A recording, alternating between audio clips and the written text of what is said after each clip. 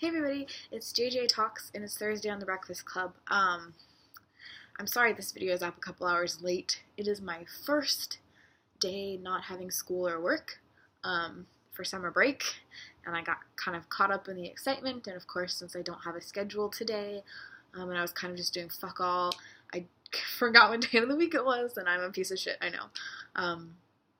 So this week we're talking about bridging the gap between older and younger generations, and I think it's important for a lot of reasons because we still have to live as a society, I guess, you know what I mean? We still have to function. We often have great power and influence over each other's lives, and, not to just hop on to recent news, but healthcare. I think it's an important thing to do. So, people were talking about, ask the question whether or not it was necessary, and I think it definitely is.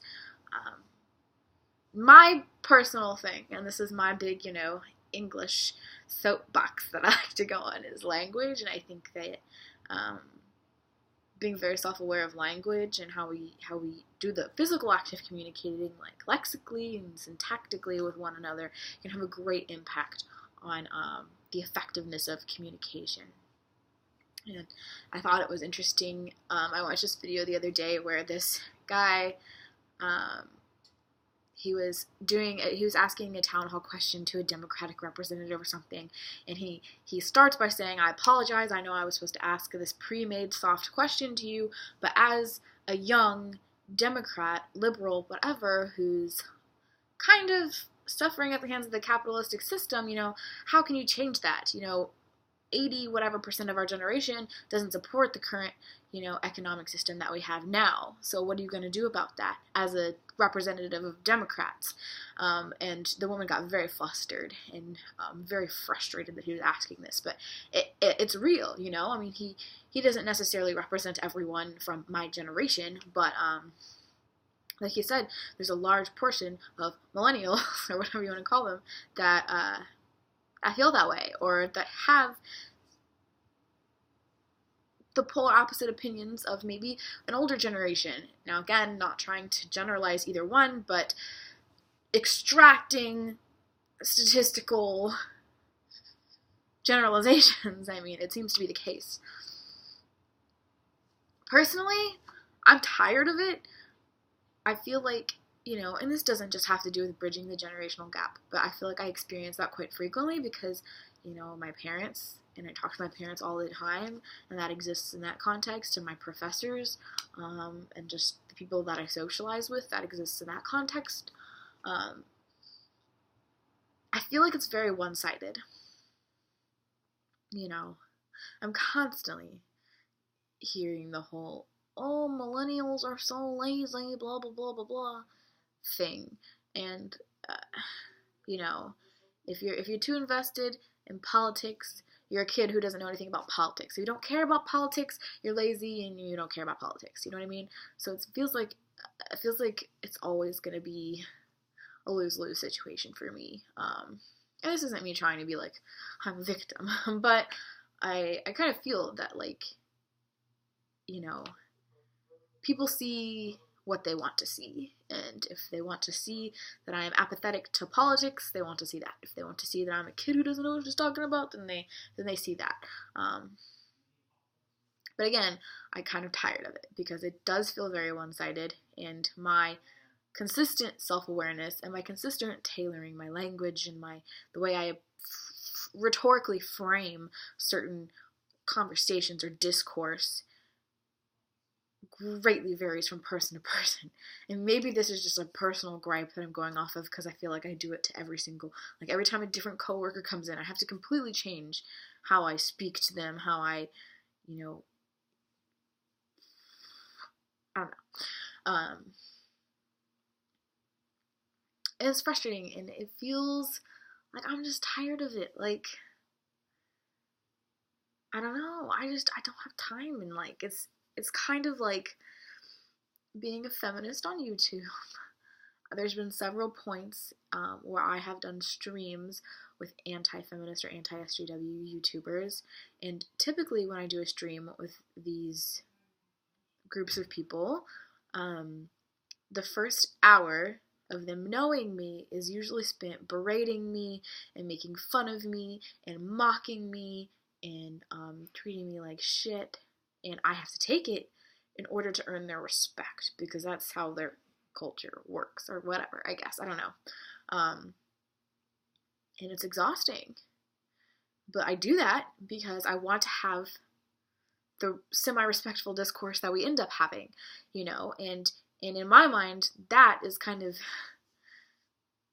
I don't know. And it's just tiring. And I feel like I'm constantly the one doing it, and it's never being done to me. And maybe that's because, you know, I'm not another person, so I can't, you know, I can't view things objectively, and maybe other people do this to me all the time, and they feel like I don't do it. But it's frustrating to be in that situation where, like, I'm constantly having to be berated or treated like crap, and I have to, it's basically like working customer service, and with a smile on your face and trying to, you know, I don't know, make everything okay and make this person like you so that they respect you and so they treat you like a person.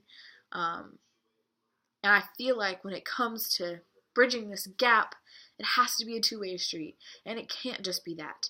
And I'm constantly hearing berating, you know, and I hear people from my friend group do it, you know, waiting for the baby boomers to die off, and, you know, of course I hear my family do it. Oh, millennials are so lazy. I'm like, dude, I'm working like 2 jobs, and I'm a full-time student, and I'm in the process of trying to get published. I'm tired all the time. Like, I don't feel like, it's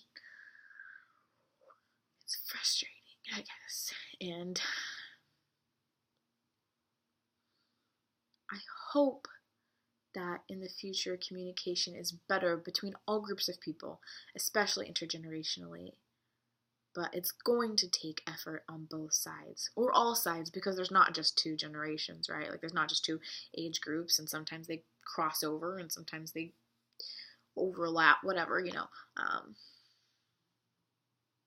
But I hope that everyone could take equal responsibility in making this happen. And I tried very hard to do this. But again, I think it comes down to a lot of it to language and to how you frame things. And, you know, for example, in China, when they argue, generally their rhetoric is geared more towards appealing to authority or appealing to tradition, whereas in America, it's more appealing to logic, right? But that can vary intergenerationally also. So when you're having a conversation about something, and you're appealing to one rhetoric and someone is appealing to another from another generation, then you guys are just having this conversation that completely misses each other. And just developing the self-awareness and making it a habit to be self-aware of how you speak to people, and how you frame how you speak to people, and, you know, can really be beneficial in helping this happen, I think. I don't know if any of this made sense, but it was just kind of some of my thoughts on the issue. Bridging any gaps, really, but intergenerationally as well. And I think it is important, and I think it is necessary, because we all exist. We're all living in the same political climate, economic climate, just because we might be at different ends of it, you know, me going to college and someone way older than me, you know, about to retire, doesn't mean that we don't affect each other's existence, and we really, really do. And so it's imperative that this happens. All right, well, that was a little bit of a ramble, but I don't think we have a Friday host as of yet. Hopefully we do soon. Crossing my fingers. I will see you guys next Thursday.